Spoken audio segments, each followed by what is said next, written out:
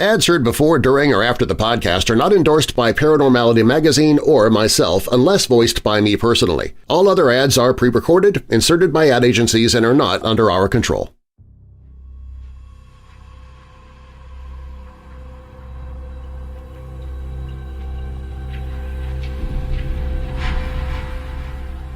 Welcome to Paranormality Magazine. Each week, Paranormality Magazine explores all Fortean subjects, from phantoms to UFOs and every cryptid creature in between. Each week, you're treated to a collection of well-researched and investigated stories, interviews, and reports on cutting-edge paranormal projects and topics they know you crave. And here in the podcast, I share stories from the magazine to give you just a taste of what you receive in every issue. I'm Darren Marlar, and this is Paranormality Magazine.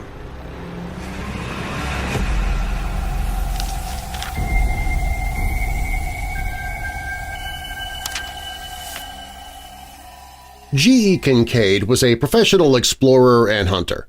He's often cited online as being the first white baby born in Idaho, although there doesn't seem to be any confirmation on this.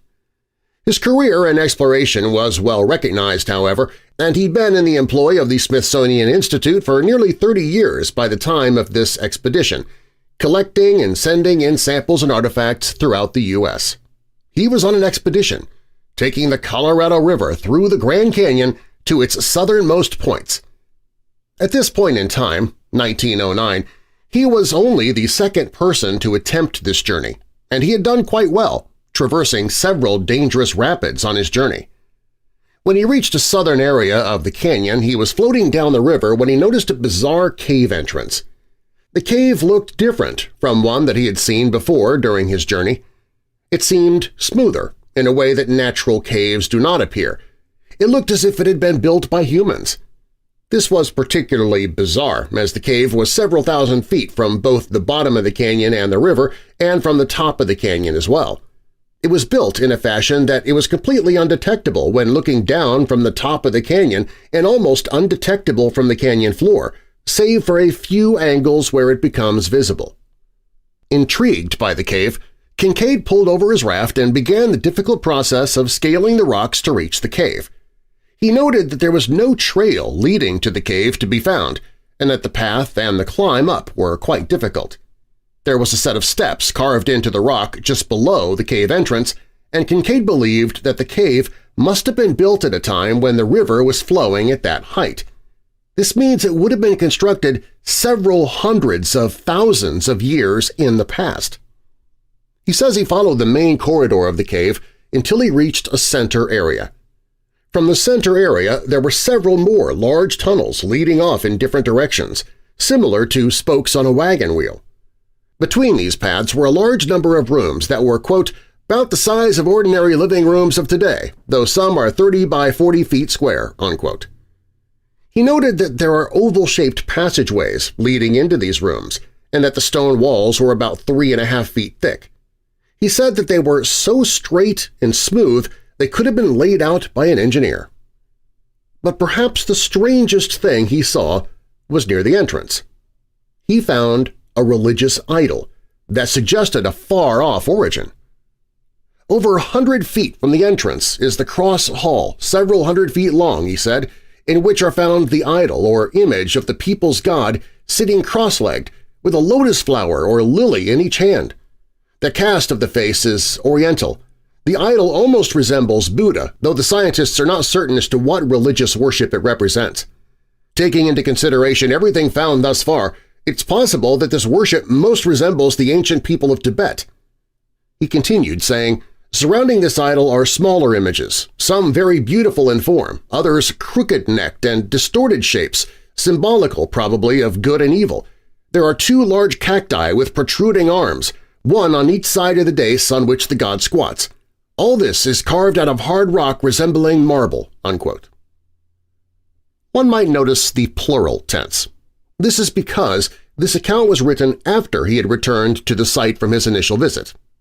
This time he was accompanied by a professor that the newspapers identified as A.S. Jordan and a team of other scientists.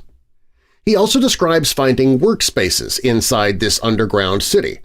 He found implants of copper and gold, a variety of ornate pottery, a storehouse for grain and seed, a large amount of cat's eye crystals, and even a strange platinum-like metal that they could not identify. They went on to another room to discover it filled with decorative urns, and later a room filled with mummies. He noted that all the mummies in this section appeared to have been adult males and that they were graves marked by tablets written in a kind of hieroglyph that they said resembled similar ones found elsewhere in southern Arizona. Unlike those glyphs, however, these were said to only contain a few images of animals, one of which was described as looking prehistoric. If that wasn't enough, the suspicious and bizarre account ends with a bizarre and possibly paranormal claim. Quote, "One thing I've not spoken of may be of interest. There is one chamber of the passageway which is not ventilated, and when we approached it, a deadly, snaky smell struck us. Our light would not penetrate the room, and until stronger ones are available, we will not know what the chamber contains. Some say snakes, but others think it may contain a deadly gas or chemicals used by the ancients. No sounds are heard, but it smells snaky just the same. The whole underground installation gives one of shaky nerves the creeps. The gloomy feeling is like a weight on one's shoulders, and our flashlights and candles only make the darkness blacker. Imagination can revel in conjectures and ungodly daydreams back through the ages that have elapsed till the mind reels dizzily in space." Unquote. This somewhat confusing paragraph seems to be one of the linchpins into the crazier aspects of the Hollow Earth theories. Many posters on the internet today comment on this paragraph, claiming it is evidence of a reptile-controlled underworld, putting much emphasis on the snaky description. In fact, wherever this story seems to be posted, there seems to be people in the comments section claiming to have life-and-death battles with reptile creatures under the ground. Perhaps this is one of the reasons the story isn't taken very seriously by many investigators. I also struggled with this story. Whether or not to include it was a subject of much debate in my mind. Its main proponent is an investigator named David Childress, who, to put it lightly, has a mixed reputation. As stated before, I'm not trying to present any story that is presented as fiction or is so dubious in nature that it is an obvious fake. For many, this story falls in the latter category. I found scores of articles online dismissing the story as a hoax, but I found most of this stemmed from one ill-informed email. Nearly 100 years after the story was first published, a journalist followed up by sending an email to the Smithsonian to see if they could confirm this story. The email said that they could find no reference to the people mentioned in the story in their archives. This was either a lie, a simple mistake, or a half-truth. They indeed had no record of a Professor A.S. Jordan or a G.E. Kincaid. However, there was a D.S. Jordan, who later went on to be the first president of Stanford University, and he had worked closely with a L. Kincaid during the time period described. Both were in the employ of the Smithsonian for many years and conducted several expeditions together. The email interaction was in the early 2000s, so it was quite possible that this person simply missed the records in what has to be a massive physical paper archive. Either way, it has led to the belief that this story has been intentionally suppressed. I am more of the belief that it was accidentally suppressed, as a result of a few newspaper typos. Some more serious academics now believe that the story was indeed true as well, and that the location was simply inaccurate. Whatever the truth, this is one of the earliest examples in this region of a human presence that is said to be hidden beneath the earth.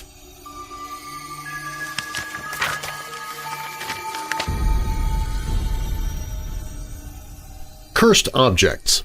The concept is fascinating. There are movies about cursed objects and entire museums dedicated to cursed objects.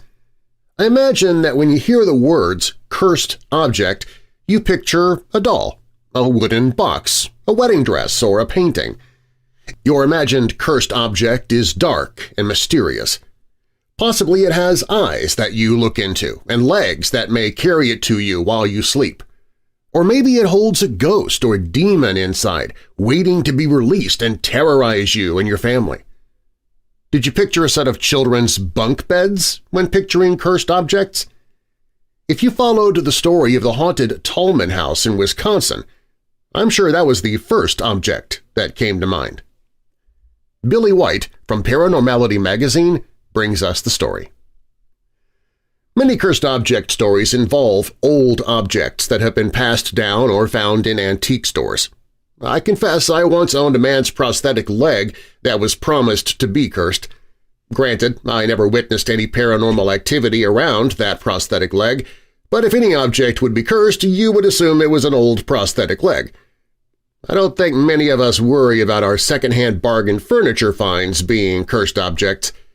Perhaps the Tallman family should have given more consideration to this in 1987. Alan and Debbie Tallman, along with their 3 young children, 2 girls and 1 boy, moved to a new home in the rural town of Horicon, Wisconsin on April 13, 1986. Alan would be working in the area as a shift supervisor at a manufacturing plant, so he would often be working late at night or even until the early hours of the morning, leaving Debbie at home with the children. According to Alan and Debbie, their home was a dream and they had absolutely no problems until February 1987, when everything changed dramatically. In February of 1987, Debbie and Alan did what many of us parents do. They found a bargain. They purchased a bunk bed from a used furniture store. Seems harmless and simple, right? Personally, I've purchased many bed frames, couches, dining sets, etc. from second-hand and consignment stores. It has never once crossed my mind that I could be bringing home some sort of negative paranormal entity. I'm sure that when the Tallmans purchased their bunk beds, they did not imagine that they were going to be entering a 9-month period of terror for their entire family. When Alan brought the bunk bed home, he initially set it up in the basement, which means it was not placed in a child's room in the beginning. According to the Tallmans, prior to bringing this bunk bed home, their children were never sick. However, once the bunk bed entered their home, even in the basement, the children were sick nearly constantly. Debbie was taking the children to the family physician many times a week, and sometimes she was even having to take all 3 children to the doctor at the same time for various illnesses. While the Tallmans never explained why the bunk bed sat in the basement for multiple months, they reported that they brought it upstairs. Their son slept in the room next to the bunk bed set. According to their young son, the first night having the bunk bed upstairs, his clock radio began turning itself on and changing stations randomly. When this happened, their young son fled to Debbie and Alan, who were in their living room. The son reported that he was even able to see the dial moving on its own. Like many parents, they attributed this to an overactive imagination or, worst-case scenario, malfunctioning electronics. They certainly did not think that there could be a paranormal entity. The Tallmans were not superstitious people and did not particularly believe in the paranormal at this point. It actually took them a while to suspect that the problems that they were experiencing might be supernatural in origin. Alan first began suspecting that there was something strange happening in their home a few weeks after the radio incident when he was painting in the basement. He later stated that Debbie called him upstairs to take a break. When he came back down to the basement to continue his work, he found that his paintbrush had been dipped, handle first, into his paint. He knew that there was no way he had done this himself, but he decided to not tell anyone about the incident because he still believed that there had to be a natural explanation. Debbie and Alan's 2-year-old daughter was sleeping in the bunk bed, and she began telling her parents that there was a woman with red eyes who would appear in her room late at night and start a fire in her room before disappearing. Coming from a child, the Tallmans still firmly believed that this story had to be imaginary. I believe this is one of the reasons that the Tallmans' story is so relatable. Throughout the beginning of their experience, every aspect of the story is extremely relatable, from the purchase of a second-hand large furniture item to dismissing the occurrences at their home, until they got too blatant to be ignored. The Tallmans began to believe that these incidents might be more than just the imagination of their children or strange happenings when their son woke up screaming in the middle of the night also claiming to see the woman in his room. He claimed that when he saw her, she was glowing completely red, as if she were on fire. Debbie and Alan had never told their son about the woman that their daughter was saying that she saw in her room. To them, it was too much of a coincidence. It was at this point that the Tallmans called their personal pastor to visit their home and give his spiritual advice. Their pastor reported that he could feel a demonic presence. He asked the Tallmans to increase their church attendance to combat the evil entities in their home. However, the Tallmans later believed that these actions only made the spirits in their home angrier, as after they took this action they began hearing more voices throughout the home. Doors were banging, the children reported seeing the woman more often, and the radio was once again being controlled by some unforeseen force. Alan eventually reached his breaking point when he demanded that whatever was in the home leave his children alone and attack him instead. After he made this demand, he claimed that he heard a voice from the garage say, "Come here." He went to look in the garage, but all he saw was the glow of a fire with red eyes in the garage door windows. Alan began sleeping on the floor of his daughter's room to offer them comfort and help them sleep. One evening, while sleeping on the floor, he saw a fog rise out of the floor in his daughter's bedroom, and he heard a voice telling him, "You're dead." One night, Alan realized that he would not be able to make it home until the early hours of the morning. He knew that he wouldn't be able to make it home to comfort and protect his family, so he invited a skeptic relative to spend the night and sleep in his daughter's room. Prior to spending the night in the home, the relative stated that he did not believe in any of the stories or the hauntings. But that night, he claimed that he saw the burning woman and left the home swearing he would never return. This was the final straw for Debbie. The family fled the house in the night with the plan to sell and not return. 2 weeks after this incident, the Tallmans had the bunk beds destroyed in a local landfill. Rumors of the house grew throughout the small town. As rumors do, they quickly grew out of control. People in the area were claiming that the walls of the house were running with blood along with other outlandish stories. The sheriff in the area soon had to deal with paranormal investigators, along with many people who were threatening to burn the house down. The story eventually caught the attention of the producers for Unsolved Mysteries. The Tallman home and the bunk beds were included in the first season of Unsolved Mysteries. However, by that time the house had already been sold and the bunk beds disposed of. Both the new owners and the filming crew reported absolutely no paranormal experiences in the home. The Tallman home was eventually investigated by the Committee for the Scientific Investigation of the Paranormal. The committee did not believe that anything paranormal had actually happened in the home, despite the terrifying experiences faced by the Tallman family. In fact, the committee stated that they believed all of the events were actually hallucinations caused by a gas leak. This hypothesis is actually supported by the Wisconsin Power and Light Company, who did have to replace faulty gas fittings in several homes in the area. Whether the experiences the Tallmans faced were caused by cursed bunk beds, ghosts in the home itself, or a gas leak, the Tallmans reported that they never experienced any further paranormal activity after leaving the home and disposing of the bunk beds. Also, there's been no other activity reported by any other owners of the residence. Whether the cursed bunk beds brought in a demonic entity, so it was removed when the beds were disposed of, or there's a more natural cause, the Tallmans and their previous residents remain peaceful and calm.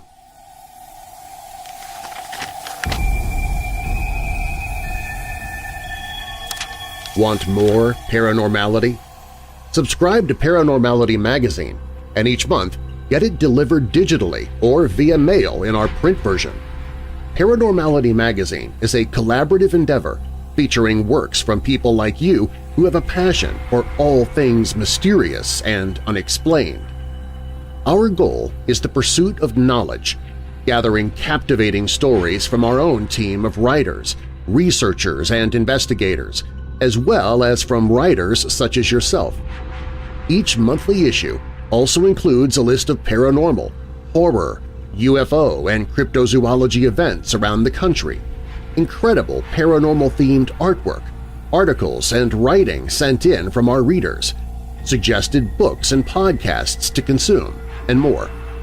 Visit ParanormalityMag.com and subscribe today for as little as $3.99 a month.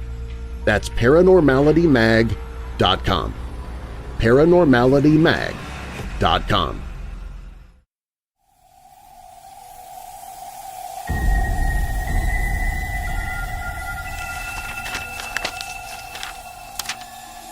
In 1773, Captain Cook became the first modern explorer known to have breached the Antarctic Circle and reached the ice barrier. He intended to sail completely around Antarctica looking for inlets through the wall of ice. Sailing a total of 60,000 miles along the Antarctic coastline, he never once found an inlet or path through or beyond the massive glacial wall. The ice extended east and west, far beyond the reach of our sight, while the southern half of the horizon was illuminated by rays of light which were reflected from the ice to a considerable height. Captain Cook. These are the misguided and ill-informed words of one J. DeCasby. The male model turned flat Earth figurehead made waves back in 2019 when he claimed that he was going to prove flat Earth was real once and for all. To do this, he was going to go to Antarctica and prove that the ice-covered continent was actually an ice wall that held in all the oceans of our flat world. Here is his own words on just how he planned to do this. All we have to do to shut this debate down once and for all is to get the distance of the coast of Antarctica. It had been done by early sailors who managed to make 60,000 miles, which irrefutably proves the flat Earth model. But like all the other mountains of evidence for flat Earth, this is not enough for ballers today. If we can get to the coast of Antarctica and sail all the way around it, we'll get the distance that will prove it's the outer edges of flat Earth and refute entirely every single argument anyone can possibly try to pitch for the sun-worshipping cult of heliocentrism. They've made laws to not allow any kind of motorized equipment on the ice, which would help us prove not only flat Earth but what's beyond the ice wall. But in reality, we don't even need to get onto the ice to prove flat Earth. The coast of Antarctica on the ball Earth is no more than 14.5 thousand miles. On a flat Earth, it would be over 60,000. We have evidence of 60,000 and none of 14.5. J. DeCasby. The evidence he's referring to is the same as his first quote, this supposed journey of Cook around Antarctica. Cook was indeed sent to the southern Arctic Circle to see if there were lands beyond the ice, somewhere south of Australia. His journey did take well over 60,000 miles. But this is because he was not tracing the perimeter of the continent. He was sailing for the most part just outside the Arctic Circle, and he would often loop back to New Zealand for supplies while discovering several islands in the Pacific. In fact, he only crossed the Arctic Circle 3 times during the entire voyage, yet flat earthers use this journey as a piece of linchpin evidence. Despite this, Jay's plan was to take a cruise ship and recreate this imagined journey around the ice, film it, and turn it into a TV show. That would surely show all those globe heads once and for all. Unfortunately, it seems like this plan will never come to fruition. Perhaps it's because ships are required to use mapping and navigation techniques based on the fact that the Earth is round, or perhaps because flat earthers don't have enough disposable income to sponsor such a journey. Either way, it seems the project has died, and Jay has shut down all his social media pages, save for one page for his modeling career on a talent management website. People have believed the Earth is flat for a long time.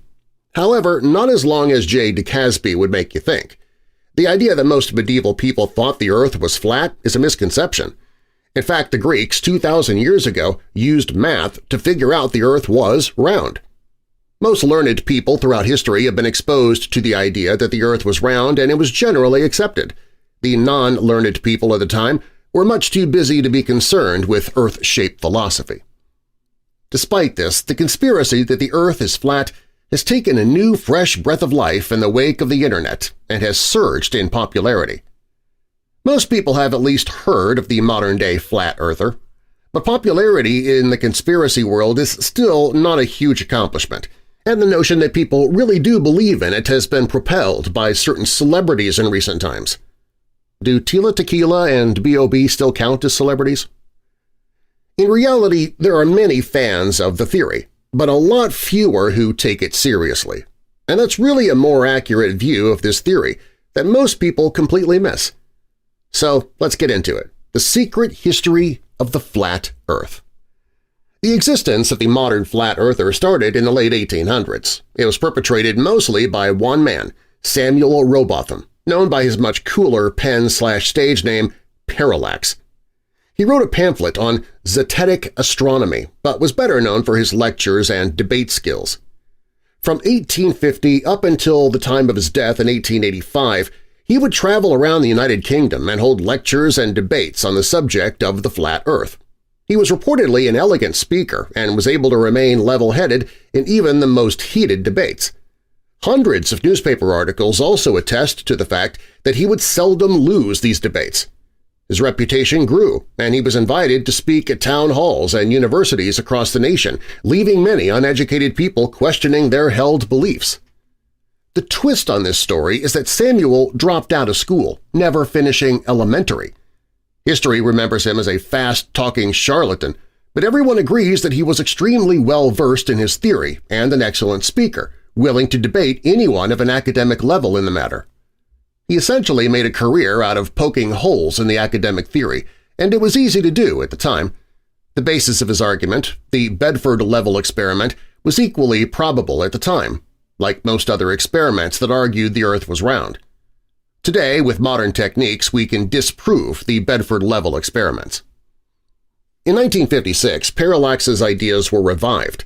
The Flat Earth Society was founded by a man named Samuel Shenton. Shenton read the Zetetic Astronomy, which had evolved into a book over the years when he was young and clung to the theory. Over the years, he compiled piles of scientific evidence, leaving the more religious bends of the theory behind. Despite his controversial view, he was elected as a Fellow in both the Royal Geographical Society and the Royal Astronomical Society, showing that he was quite popular in academic circles. In fact, famed astronomer Patrick Moore was even a member of the society for a time. Why did academics include him in their clubs and attend his seminars when his ideas were so contrary? Well, the answer lies in the dry sense of British humor. Humor might be misleading because it wasn't entirely a joke. The British scientists of the era could appreciate this thought, that the standards of proof are malleable. It provided them with a lens to look at their own work, with extra scrutiny. And there's a good amount of evidence that Shenton was in on the joke. He often spoke at science fiction conventions, and in fact the body of most of his work was retired to a science fiction society owned by a friend and a president of the Flat Earth Society, perhaps showing a sense that he was aware that his work was fictitious. Many people say he did firmly believe the theory, but a lot of his behavior and interactions might suggest that this could have just been him playing a character. In 1963, after astronaut John Glenn orbited around the Earth, the Flat Earth Society sent him a membership card with a note saying, "Okay, wise guy." A clear example of dry British wit. Whether or not it was a joke, Shenton passed away, and the works that were not stored went on to the possession of people who would use the theory as proof of the validity of religious doctrine. However, the value of the concept as a thought experiment continued. The Flat Earth Society was picked up in Canada by a trio of writers and philosophers in 1970. This time around, they were more outright with their message, the Canadians not being able to pull off the sly satire that the Brits version did. They wanted people to realize that they were willing to accept scientific theories without actually physically experiencing or seeing the evidence for themselves, and then they wanted to challenge that notion. The group even received funding for a movie from the Ontario Council of Arts. The film was shown to schoolchildren as a kind of mockumentary meant to promote the idea of critical thinking and free thought. It was also to show you can make a convincing argument for anything if you try hard enough, and so taught skepticism of the media. The Flat Earth Society has also been claimed by the mysterious and half-assed secret society of the Discordians, Hail Eris, as one of their psyops against society as part of their larger project, Operation Mind Bleep, or OM. the point of which is to insert confusion and chaos into institutions deemed too powerful or organized. According to the Discordians, the Flat Earth Society was set up to give membership to legislators or citizens groups dedicated to preventing the dissemination of modernistic ideas in education. I've written in depth about this concept on my website, but enough history. We've lost our main focus. The ice ball that is Antarctica. The ice ball theory is perpetuated by the idea that Antarctica is a forbidden land where average people are never allowed to visit. This is a myth, and it is simply not true, but proponents of the flat Earth have always struggled with basic facts. But it also stems from ancient illuminated biblical texts, which show the Earth as a flat disk under a dome. This idea is still popular today, as our pal Jay describes ever so eloquently. When we look at Antarctica, if you take a globe and you squish it down, the Antarctic would go all the way around the Earth. It's kind of like an ice shore, and it's very, very large. It's not like you just go there and you can just peek over it. We don't believe anything can fall off the edge because a big portion of the flat Earth community believes that we're in a dome, like a snow globe. So the sun, moon, and stars are all inside. It's very high but all contained inside, so there's no way to actually fall off of the Earth. Those snow globe-style images have appeared often and in many cultures, which fuels this belief in the same weird way carvings do for ancient aliens. They also like to point to the symbol of the UN, which contains an azimuthal equidistant projection map, where the North Pole is the center and the South is at the edges of the circle. According to flat Earth theorists, they used this projection as their symbol because the UN knows the truth about the real shape of the Earth. Though why they would spend so much time and effort making us think the Earth is round just to admit it isn't through symbology in their logo has always seemed a bit silly to me. Something about hiding in plain sight, I suppose. Either way, maps remain an important and fun aspect of the theory. That is, if you're a person like me who likes to look at maps. Many inspired flat earthers have taken it upon themselves to draw new maps of the flat Earth, many of them containing lands beyond Antarctica. In these maps, Antarctica is simply the inner circle of the large target-shaped map, which includes large ice walls the further out one goes. In between these ice walls are continents, usually given fun names for Egyptian mythology. These continents are the flat earthers' response to the hollow Earth theory. All of this and potentially more was going to be revealed by Jay DeCaspi and his expedition team. But unfortunately, he never made it, so I guess I'll have to go myself.